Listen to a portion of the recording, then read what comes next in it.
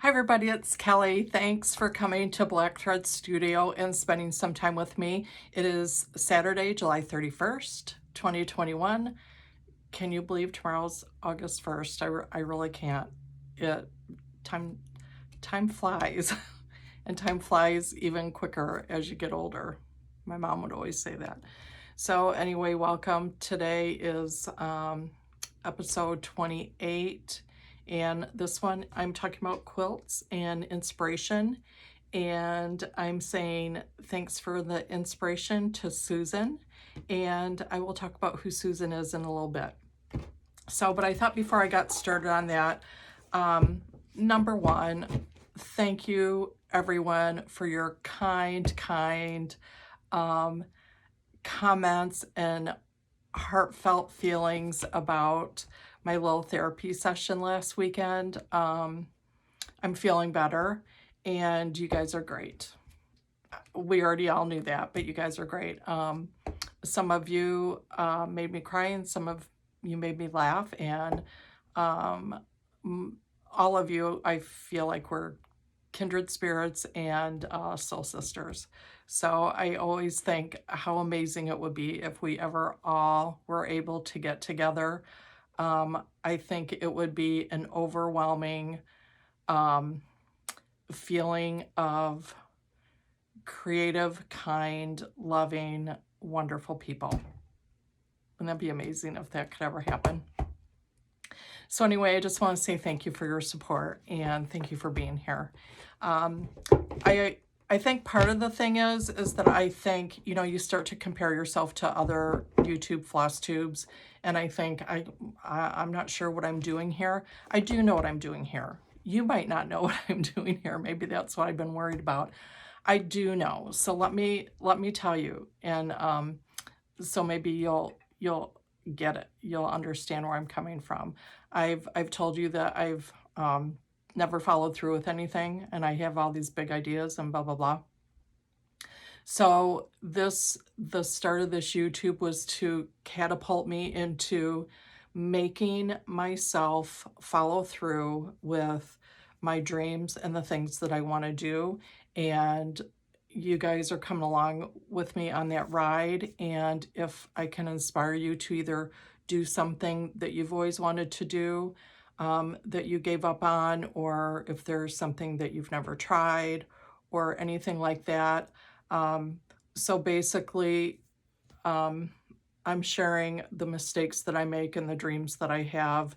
And, you know, maybe somewhere along this road, you'll see me succeed in some of these dreams or fail in some of them. Either way, I'm not going to say fail because I'm at the point where I just have to really work hard and make some things happen. So that's it. I'm just sharing my dreams and my wishes, and you know how I go through my day-to-day and how I can try to make those things happen. Number one, on a budget, and number two, while I'm working full-time. And those are my frustrations, and I think we all have those. So hang on and come along with me, and we'll see how it goes. So anyway, I just want to tell you thank you so much for your support. And if you don't know what I'm doing here, just come and hang out with me and we'll figure it out together. Okay. So I wanted to share, I really haven't done like a floss tube. I did a couple and did talk about cross stitch. My thing is I have so many things that I love to do in so little time. I am cross stitching for a couple hours every night and getting through some things. Right now I'm working on a blackbird design. I should have grabbed it, shouldn't I? Should I go get it? No, I'll do a floss tube thing maybe in a couple weeks and show, because I'm hoping I almost have that one finished. But it was a blackbird design in honor of Barb, who passed away on July 4th. And then I started something that I'm working on, rocks for her birthday. And I'm hoping to have a little bit, it's not going to be a totally different finish. I'm sure someone has done it before, but I'm hoping to share that with you next week. So maybe next week we will do a little bit more of cross stitch. But for right now, I'm gonna show you some haul that I got because I needed some inspiration. So I hadn't ordered anything for a long time, and all of a sudden, like every day, Jim's like, you got a package. You got a package today. Oh, you got another package. So I gave him forewarning. I said, I kind of went hog wild and I ordered a bunch of stuff. So I'm going to be getting some packages for a while. So anyway, the first thing I did, I love Quilt Mania, and I usually get them at Joann Fabrics. And this was, there's a newer one out than this one. Oh, maybe this is it. This is it. So that's the new one. This was the one from before, which is March, April. And then this one is May, June. But I went on their website to see if I could subscribe. And you have to go, if you're in the United States, you go to Quilt Mania US. And what I found was, I think it was too expensive for me to subscribe all at once right now. I wasn't budgeted for that. So I did go ahead and get these two. And then I went back and they have some of their older, which are marked half off. So for $7. So I kind of just clicked on because I like the cover. This one was July, August last year. And then this one was November, December of 2020. So if you guys are interested, you can go on, and they have some of the older Quilt Mania marked at half off, which would be $7. So I did get those. These just came today. So I have not, everything I'm showing you came today. The other things were cross stitch, and I'll do that next weekend. But those came today. I ordered from the Thread Gatherer, and I want to show you these beautiful, beautiful. Let's see. Okay, this one is bronze age green. I'm trying to build up my my supply of Thread Gatherer. Madeline's Locks. I wanted to get a couple other reds because my favorite is in the reds. And this one's in the burgundy. So those are a couple different. Let me grab in the reds because I have it right here on that, you know, that curtain rack that I started to do with my floss hanging on it. That I got that idea from Thread Milk Design. Okay, there's my in the reds. The new one in the burgundy.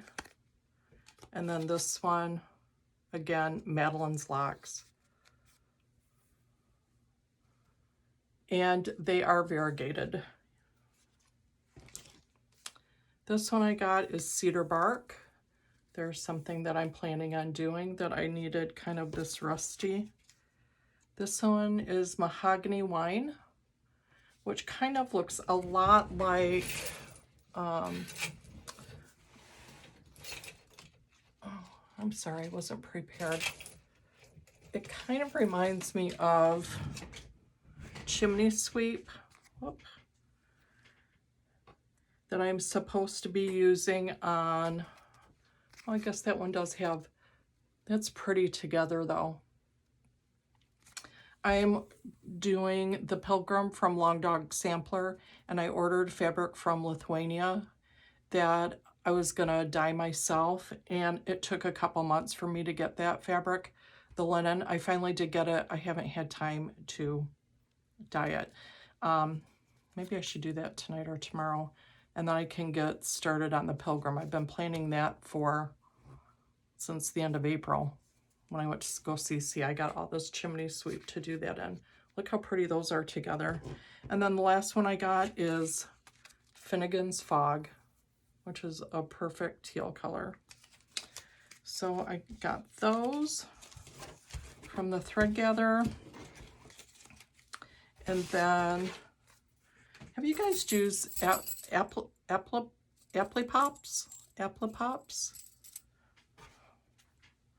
I've been wanting to try these. You buy them. I just got them, so I haven't tried them. But you do the fabric, and then you put that in the middle, and you iron the fabric back, pop this out, and then you have a perfect little fabric round circle to applique. I think these are the 1/2 inch that I purchased. So I'm really excited to try those. If you guys have used these, let me know. But I'm excited to try those. I did get those today. And then, so a few weeks ago, I showed you my Nod to Mary Engelbright. And I did finish the pillow, and it's on my bed. I did put it on my bed. So the next thing I wanted to work on in this book, I had a few projects I was gonna work on, is this quilt that's on this bed. This fabric I have it somewhere. I cannot find it. It was kind of not a regular fabric. It was kind of like a, I want to say a sari, like almost like a wrap. But do you see, I loved that combination of that gingham, and it didn't look, I already told you guys I don't like black and white. I prefer black and cream, like cream, just because it has a more of an age look to it instead of the white that it looks more contemporary. So anyway, I found this on fabric.com, and it's a gray and kind of more cream. I'm trying to hold this up, but I think that is going to match and mimic that check that is around the border of that fabric. So as soon as I find that fabric that's in the middle, that will be the next one of our projects that we're going to work on. I got 2 yards of this. I think that will be enough. I just want enough to kind of go around the, you know, make a border. And then it's just going to be very simple. That looks like it's stitched around the outside, and then I'm going to hand tie it on the inside. So that's how I'm going to do that. So I did get that. Okay, so this was the other thing that I got. If you do or don't, you should. On YouTube, her floss tube is Susan Stanley. I have mentioned her before, Stanley with a D. And Susan is a quilter cross-stitcher. She's very much into history and the background. She is like a natural teacher, sharer. She loves to research and then share that information. And I love watching her. I love watching her. The last one that she did last week was in her sewing room, which she talked was a small space, but oh my gosh, it is so organized and neat. I would love to go hang out with her and see what's going on over at her house. Anyway, Susan shows and talks about a lot of books, and she just prompted me to remember this book in a quilt that I started a couple years ago and kind of, I guess, gave up on. So this book, it's called Comfort and Glory. It's by Catherine Jean Adams. Comfort and Glory. Catherine Jean Adams. So a couple years ago, during the winter, I went to the Brookfield Library and I found this book, and I was going to say rented it. I checked it out. I checked out this book, and I perused and perused. And usually when I look through magazines or books, I will flip through a couple times and just look at the pictures. And then when I have time, I go back through and I read. I read and read and read. And I love to read about the quilts because it makes you look at that page in a different light and look at things that maybe you wouldn't have otherwise noticed, you know, when they're describing, you know, what it is. So anyway, I had this book, and I think I checked it out three times because I had to keep bringing it back. I would bring it back and then check it back out. Well, there's a couple of quilts in here that I wanted to see if I could recreate. And that's why I checked it out so many times. The last time I checked it out, I couldn't find it for a while. So I called the library and I said, I just want to let you know that this is due back and I can't find it anywhere. And she said, go ahead and look for it. If you can't find it, let us know. And I think she said if you can't find it, you'll be charged. It was like $57 or something. I thought, oh man, I gotta find that book. I thought I'd love to have that book, but $57, I'll just buy it.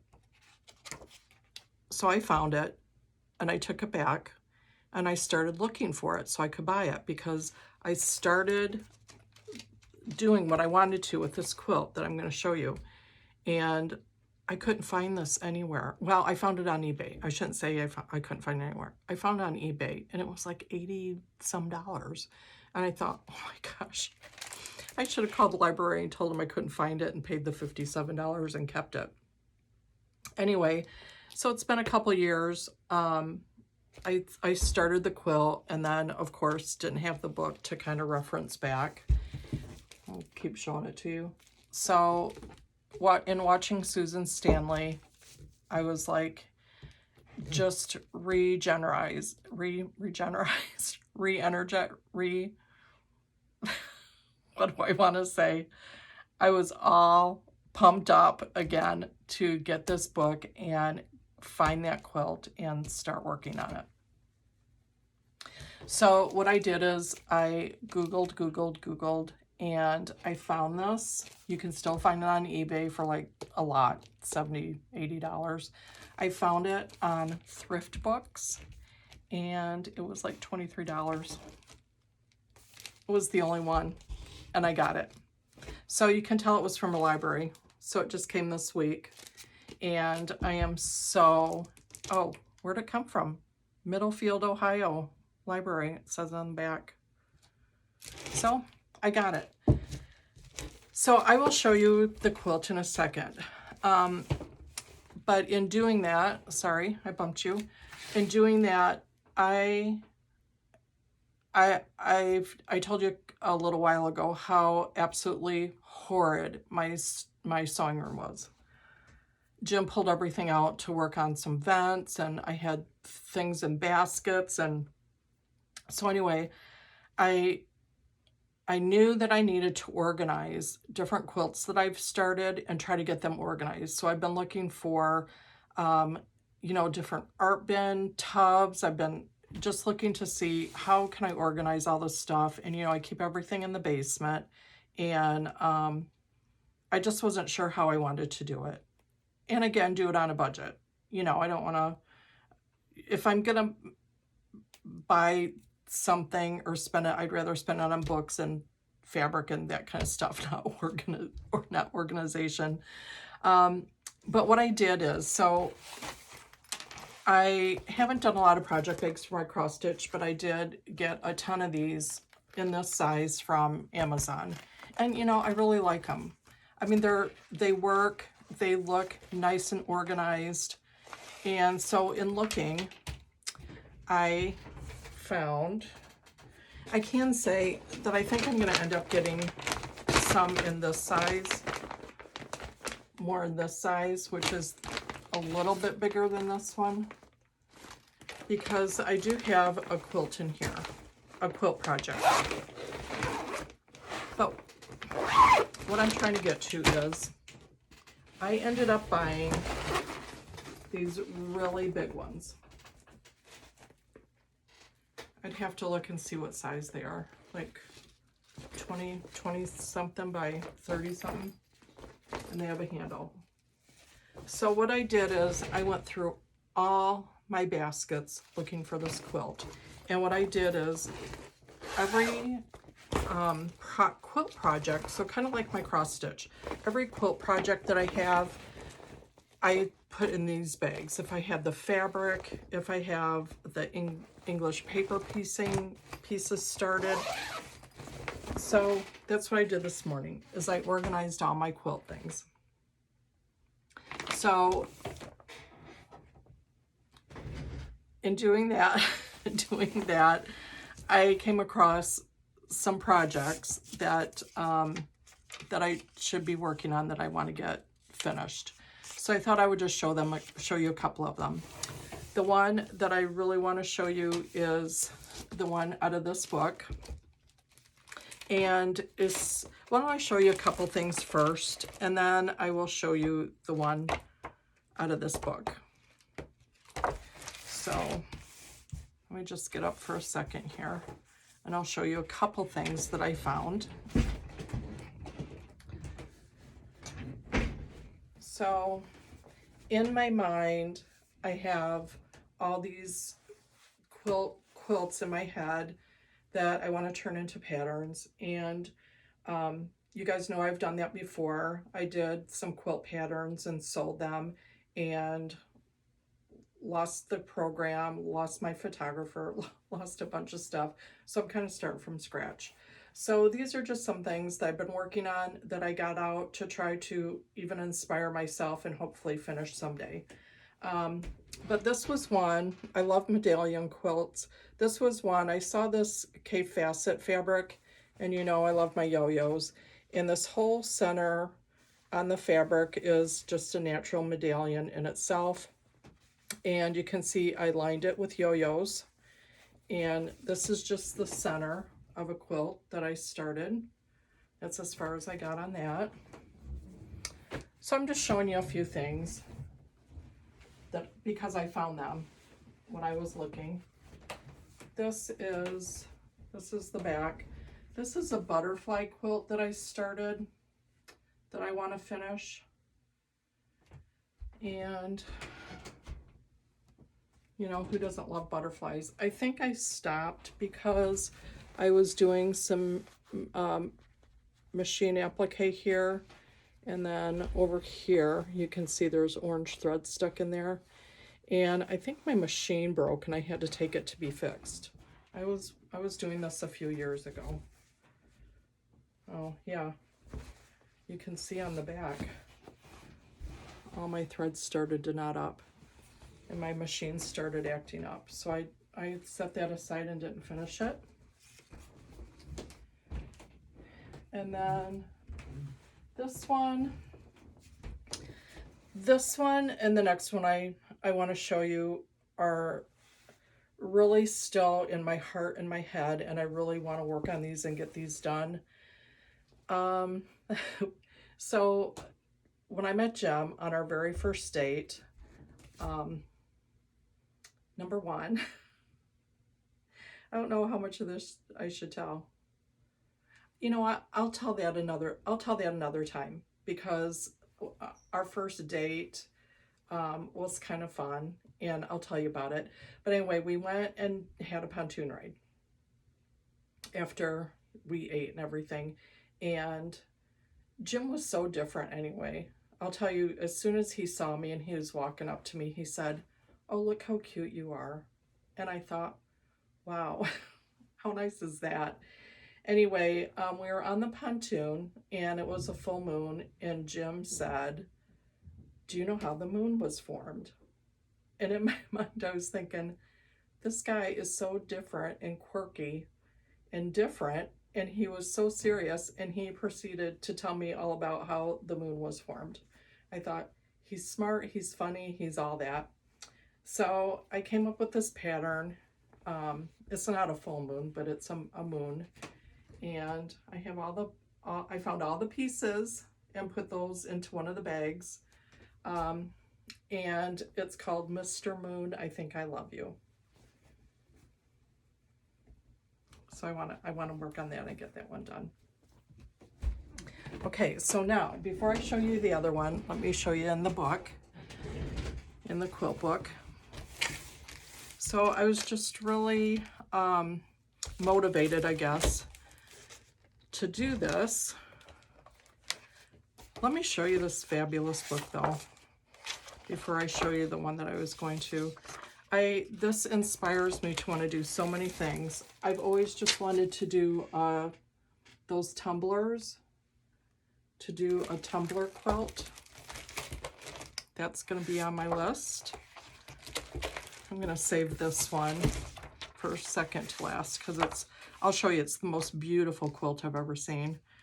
I really want to do a log cabin quilt. A log cabin quilt is the very first quilt that I ever made. And this one is shown in the courthouse steps variation, but just that old fashioned log cabin. Look at the back of it. That is a combination that I love, that maybe really doesn't even match. Oh, I love that. It makes my heart pitter patter. Oh, wait till you see this one. Okay, this one is, I should tell you what years this is from, shouldn't I? This is from 1860. Mary Perry made it. That is, it might look black, but it is the deepest navy royal blue. It's gorgeous. Look at that English paper piece. I'm going to show you up close. Maybe this will show you the color. Hopefully it will show the color a little bit better. And then, can you see the border on that striped border? Guys, does that make your heart pitter patter? Oh goodness, that is so gorgeous. Okay, let me see what else I want. Oh, I wanted to show you this one. This is the cover quilt of the book.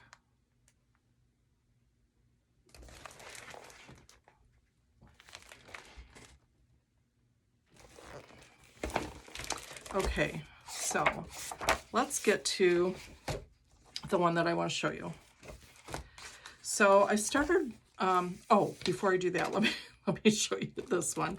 Okay, this is 1880 to the 1900s. This was done by Lucy Weeks Kendall.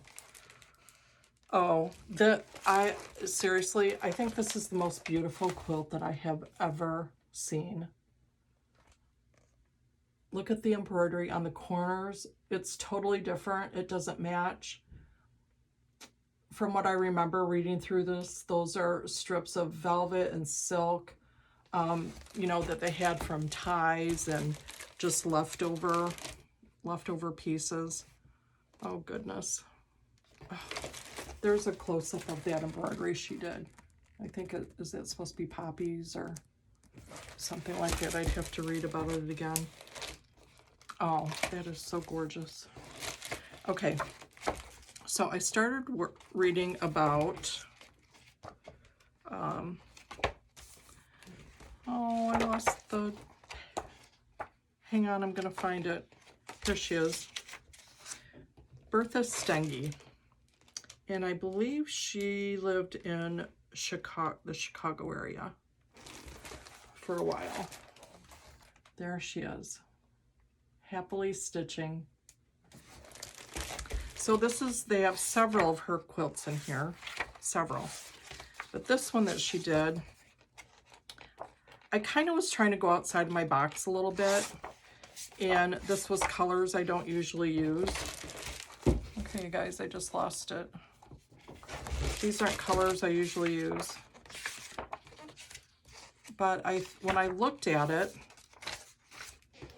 I'll show it to you first. This is it.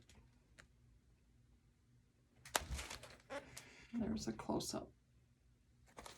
So when I looked at that, I thought, okay, I want to recreate that you know, my version of it and make it into a pattern. So let me show you one more time. Those are circles, which those apple pops would come in handy for. But when I looked at that, you know what I saw? I saw yo-yos. I did. I saw yo-yos. So I started it. And I'll show you what I have here. What I did. Oh, goodness. I thought I heard something rip because I had this on the back and my chair rolled over it. And I did. I ripped it. Look what I did.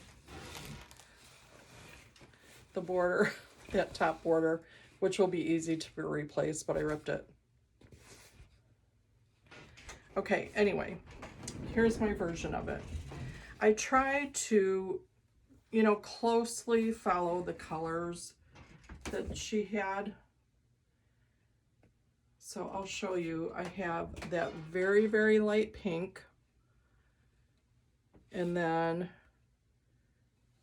on the edge, you can see I'm doing little kind of a slate gray yo-yos with the little yellow yo-yos. And then I picked those colors there. And then I'll show you what else I have for it. So on the outer edge, there are some gray stars. So I already have these cut out. I have those cut out. These, I started, I had this laid out and I don't know how I did it, but somehow I had this laid out. I think it was going to be like this. These half square triangles to make, let me show you again, to try to mimic this edging, this border here. And then here's the stars. There's kind of those gray circles that I'm doing the yo-yos, the yellow in between. And to me, I just, I envision that little teeny, this is that light pink that I used. So that is the quilt that I am working on. I was inspired by this book. And the original was called Serpentine and Stars. Again, I just want to finish that. I was looking at it again. Can you see in this border? I cannot tell if that's like a tone-on-tone fabric floral or if that's like embroidered on there. I can't tell. But isn't that beautiful? So those are goals. Those are goals I have, inspired by this book, which was inspired by Susan Stanley to have me go find this book and purchase it after I started this project a couple years ago. So I guess that's all I was going to share today. Just some things that I want to work on. Maybe have you think about things that you want to work on. And I need to find the time to actually work on them.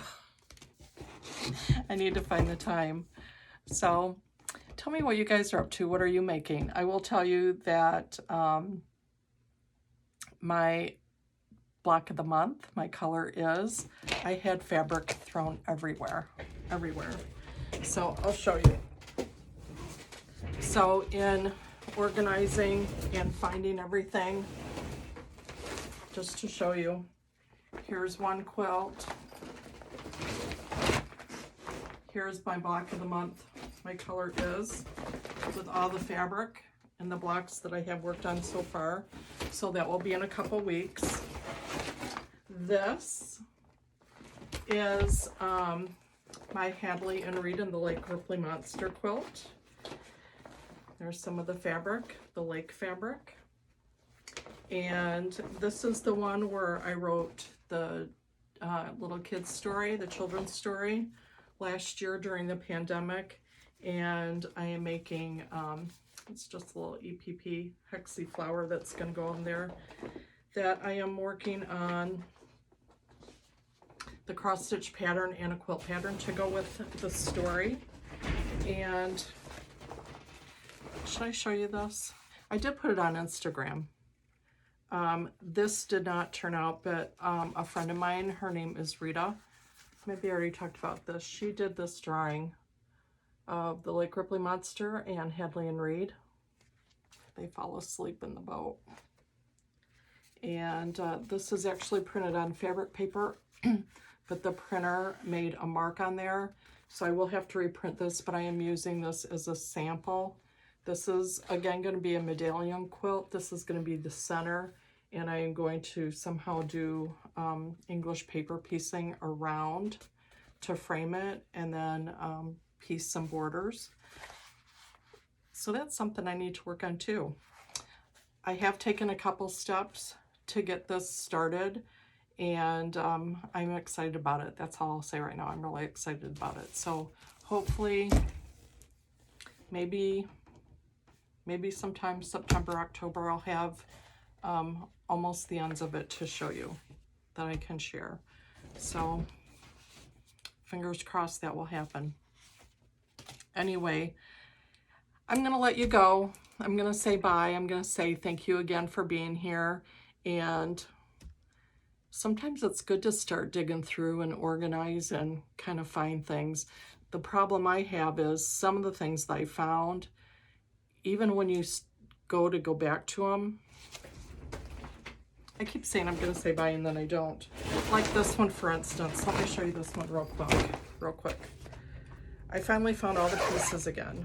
But this was an English paper piecing. I mean, look how far I've gotten on this, you guys. This was actually a Facebook group, an English paper piecing Facebook group. And one of the ladies started this coffin shape, and we did kind of a little sew along with it, quilt along with it, and that's as far as I got. That's pretty far. And the thing is now I have all these pieces that I need to organize, because I don't remember. I guess that's what I was saying. To pick this back up now, you know, I was in the groove of it. I knew exactly what I was doing. Now I have to go back and figure out what, because this was kind of symmetrical where I had these planned in some way, and now I have to go figure that out. So when I look at all of these, I don't know which one I want to work on. You know, and then how do you decide? I want to work on this and I want to cross stitch. I can't add anything else to the my plate. That's why I like to cook, but I don't spend time cooking because I don't have time. I'd rather be stitching. So, okay, I am really saying goodbye this time. I hope you guys have a really great weekend. I hope you enjoy it, and I hope you come back next weekend, and I think we're going to talk about cross stitching. Okay, thanks for being here. Thank you, everybody. Bye-bye.